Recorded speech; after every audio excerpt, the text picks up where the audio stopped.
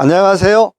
지금 살이 살림꾼 한결입니다. 여러분 만나서 반갑습니다. 여러분 코로나 기간 주간에 잘 지내고 계십니까? 오늘은 요한복음 제9장 1절에서 12절의 말씀을 통해서 지혜로운 인생 33번째 같이 한번 출발해 보길 원합니다. 요한복음 9장의 말씀은 나면서부터 소경된 사람이 예수 그리스도를 만나서 고침을 받는 사건입니다. 그 말씀을 통해서 지혜로운 인생은 어떤 인생인가 같이 고민해 보시기 바랍니다. 첫 번째 지혜로운 인생의 특징이 있다면 1절의 말씀 보니까 예수께서 길을 가실 때에 라고 시작을 해요. 누가 지혜로운 인생일까요? 예수 그리스도가 길임을 알고 사는 인생이 지혜로운 인생이에요. 사람들에게 당신은 길을 알고 있습니까? 라고 질문한다면 사람들은 제각각 길을 알고 있다라고 얘기를 하고 있습니다. 어떤 사람은 물질이 길인 줄 알고 그 길을 따라 살아요. 어떤 사람은 명예가 길인 줄 알고 명예를 따라 살고요. 어떤 사람은 인맥이 길인 줄 알고 인맥을 따라 살아요. 또 어떤 사람은 환경이고요. 다 제각각 자기만의 길들을 따라 살더라고 하는 것입니다. 그런데 내가 수백 개의 길을 알아도 수천 개의 길을 알아도 예수 그리스도가 길임을 알지 못하는 사람은 진짜 길을 알지 못하는 인생이라는 거예요. 이 말을 좀 극단적으로 얘기한다면 내가 수백 개의 길을 몰라도 정말 하나님의 길임을 예수 그리스도가 길임을 알고 사는 사람은 정말 나는 수백 개의 길을 알고 사는 것하고 똑같다는 거예요. 근데 많은 사람들이 그런 착각을 해요. 나는 사람 길을, 나는 물질의 길을, 나는 명예의 길을 알고 있으니까 나는 길을 알고 사는 거야. 대단한 착각이죠. 정말 예수 그리스도가 나의 인생에, 나의 삶의 길임을 알지 못하면 나는 길 모르는 사람이에요. 아니, 길 잃어버리는 사람이에요. 길 못 찾는 사람이에요. 제가 좋아하는 가수 중에 조용필이라고 하는 가수가 그런 노래 불렀죠. 제목이 못 찾겠다 꾀꼬리인가요? 못 찾겠다 꾀꼬리 나느냐 오늘도 술래. 여러분 그 의미가 뭘까요? 아직도 나는 내가 가야 할 길을 못 찾았다는 거겠죠. 내가 걸어가야 할 길을 못 찾았다는 거예요. 오늘 성경은 우리에게 말씀하시기를 예수가 길이다, 하나님이 길이다라고 분명히 말씀하고 있어요. 근데 우리는 다른 데 가서 뭔가를 해서 뭔가 노력해봐서 길을 찾으려고 굉장히 애를 쓰더라는 거예요.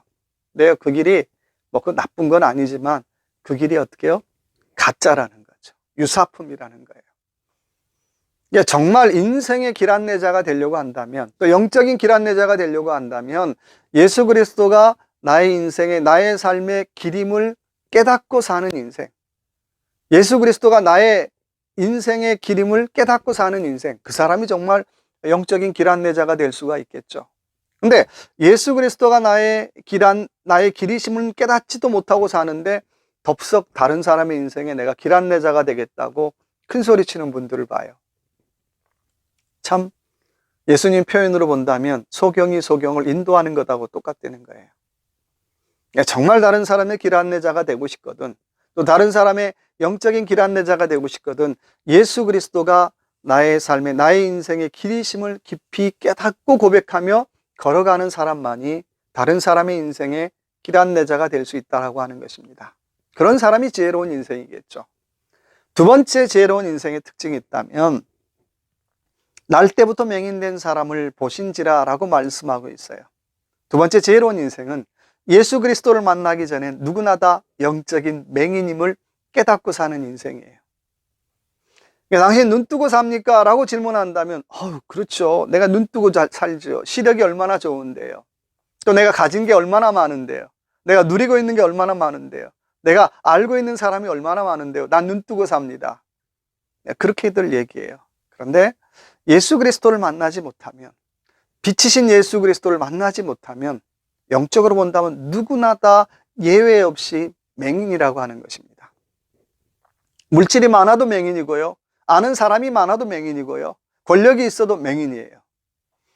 그런 사람을 향해서 어떻게 해요? 당신 맹인입니다 라고 얘기하면 기분 나빠하고 성질 버럭 내죠. 내가 왜 맹인이야? 근데 영적으로 본다면요, 맹인이에요. 사람은 영적으로 본다면 딱 두 종류밖에 없어요. 눈 뜬 사람하고 맹인하고, 눈 뜨고 사는 사람하고 눈 감고 사는 사람하고. 눈 뜨고 살면 모든 것이 어떻게 해요? 환하게 보이겠죠. 눈 뜨고 살면 모든 것을 어떻게 해요? 구경하며 살고 즐기며 사는데요. 눈 감고 살면 모든 것이 문제죠. 심지어는 길에 지나가는 돌멩이 하나도 어떻게 해요? 걸려서 넘어지면서 아이고 이것도 문제 저것도 문제 그러기 바쁘더라는 거예요. 이유는 내가 보지 못하니까. 성경은 그 얘기하는 거잖아요. 내가 영적으로 예수 그리스도를 만났다는 건 다른 말로 말하면 어떻게 해요? 내가 눈 뜨고 사는 거예요. 이제 내가 눈 감고 살던 삶이 내가 예수 그리스도를 만나서 내가 눈 뜨고 살겠습니다.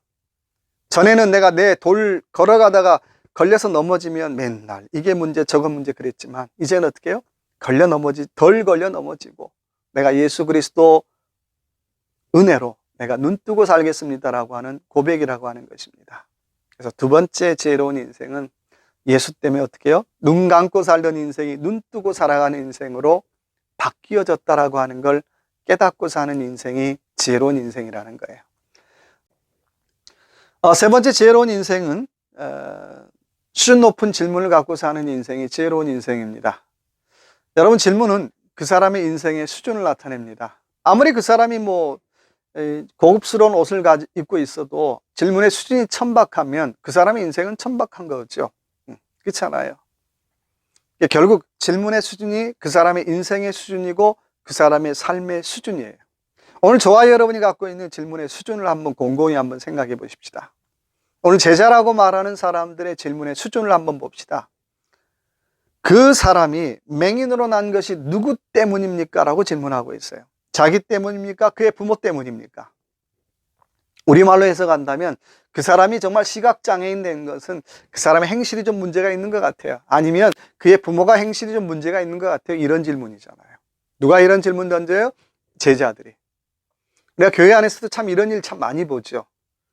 성도가 어려움 당하고 있으면 뭐라고 얘기합니까? 저거 지가 잘못해서 그런 것 같아. 아니야 부모가 잘못해서 그런 것 같아. 우리 쉽게 이런 얘기를 해요. 안 믿는 사람이 그런 얘기하는 것이 아니라 믿는 사람이, 교회 밖의 사람이 그런 얘기하는 것이 아니라 교회 안의 사람이 그런 얘기를 하고 다니더라는 거예요. 여러분, 내가 예수 믿으면서 잘 던지는 질문의 수준을 한번 곰곰이 한번 생각해 보십시다.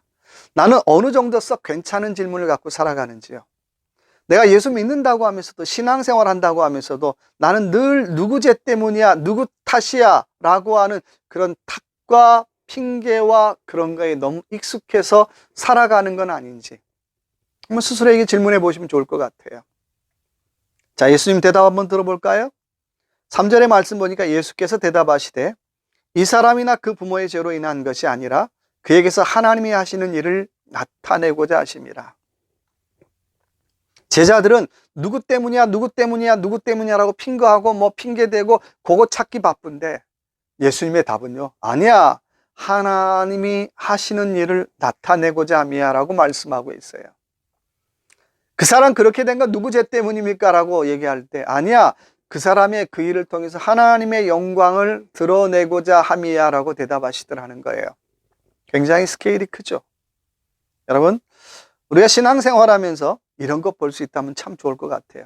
당장 어려울 때 누구 때문이야 라고 정죄하기보다는 이 일을 통해서 하나님이 하시는 일을 나타내고자 함이구나, 하나님의 영광을 위한 일이구나 라고 하는 마음 가지면 참 좋을 것 같아요. 그러면 설령 그것이 암이 된다 할지라도 사람들은 중내 못 사네 할 때 이 또한 하나님의 영광을 위해서 나타내는 병이구나, 이 또한 하나님의 영광을 드러내는 병이구나 라고 한다면 우리가 소화 못 시켜낼 일이 별로 없더라는 거예요. 그래서 중내 산해하는 그 시간에 어떻게 하면 내가 이걸 통해서 하나님의 영광을 드러낼까를 고민하는 정말 멋진 제자, 멋진 성도의 삶을 우리가 살 수 있을 것 같습니다. 세 번째 지혜로운 인생은 수준 높은 질문을 갖고 사는 인생이에요. 네 번째 지혜로운 인생의 특징이 있다면 나를 보내신 자의 일을 하는 인생입니다. 오늘 4절의 말씀 보니까 때가 아직 낮음에 나를 보내신 이의 일을 우리가 하여야 하리니 라고 말씀하고 있어요. 예수님 왜 일하십니까? 나는 나를 보내신 자의 일을 나는 지금 감당하는 것 뿐이야 라고 얘기하는 거죠. 다른 말로 말하면 사명이고 소명이에요. 철저하게 하나님을 향한 사명의식이 충만하셨던 분이 예수 그리스도시죠. 오늘 수많은 크리스찬들에게 필요한 게 이거 아닐까요? 그 일 왜 합니까? 어느 직분을 따기 위해서. 누가 알아주니까, 누가 인정해 주니까, 뭐 어느 목사님이 좋아하니까. 다 꽝이잖아요.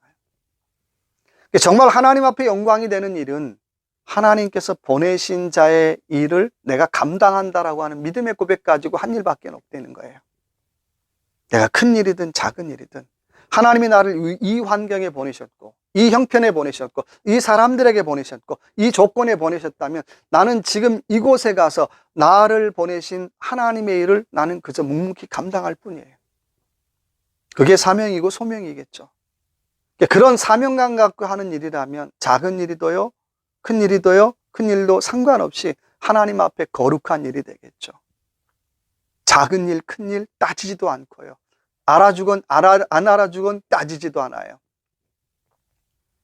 그저 어떻게 해요? 자기 인생의 낮에 하나님께서 나를 보내신 자의 일을 묵묵히 감당하더라고 하는 것입니다. 근데 말씀 보니까 밤이 오리니 그때는 아무도 일할 수 없는 이라고 하는 거예요. 여러분, 내가 계속 하나님께서 나를 보내신 자의 일을 내가 할 것 같은데요, 그렇지 못해요. 영국의 부흥을, 웨일즈의 부흥운동을 일으켰던 이반 로버츠, 하나님이 딱 2년 쓰시잖아요. 물론 그 전에 기도했던 시간도 많아요. 내가 보내신 자의 일을 하는 건, 일을 한다는 고백이 있는 사람은 하나님이 나를 쓰실 때 기한이 있다는 거예요. 유통 기한이 있다는 거예요. 영적인. 내가 계속 일할 수 없다는 거예요. 그러니까 내가 하나님이 나를 쓸 때는 어떻게 해요? 정말 어떻게 해요? 최선을 다해서 일할 뿐이에요. 내 영적 유통기한이 어떻게 해요? 마감될 날이 언제 있는지 알 수 없으니까. 그때까지. 그 마감되는 날이 언젠가요? 때에 밤이 오리니라고 말씀하고 있어요. 그때는 아무도 일할 수 없다는 거예요. 육적으로도 밤이 올 수 있고요, 영적으로도 밤이 올 수 있어요. 내가 정말 그때는 내가 일하고 싶어도 어떻게 해요? 일할 수 없다는 거예요. 여러분, 그렇게 건강할 때 일하시라는 거예요. 뭐 놀러도 다니시겠지만 일도 하시라는 거예요. 근데 그냥 일하는 것이 아니라 하나님께서 나를 이곳에 보내신 목적이 뭘까? 그럼 나는 하나님께서 나를 이곳에 보내신 그 뜻, 그 일을 내가 해야 되겠구나. 그거 하면 되는 거예요. 그 사람은 영적으로 낮을 사는 사람이에요. 근데 나를 이곳에 보내신 하나님의 일을 내가 망각하고 잊어버리고 안 하면 영적으로 보면 어떻게 해요? 밤을 사는 인생이라는 것입니다. 그래서 네 번째 지혜로운 인생은 지금 하나님이 나를 이 환경에, 이 조건에, 이 형편에 보내신 그 뜻을 알고 보내신 자의 일을 하고 있는 인생이 지혜로운 인생입니다. 이 하루도 복된 시간, 또 복된 삶 되시기 바랍니다. 감사합니다.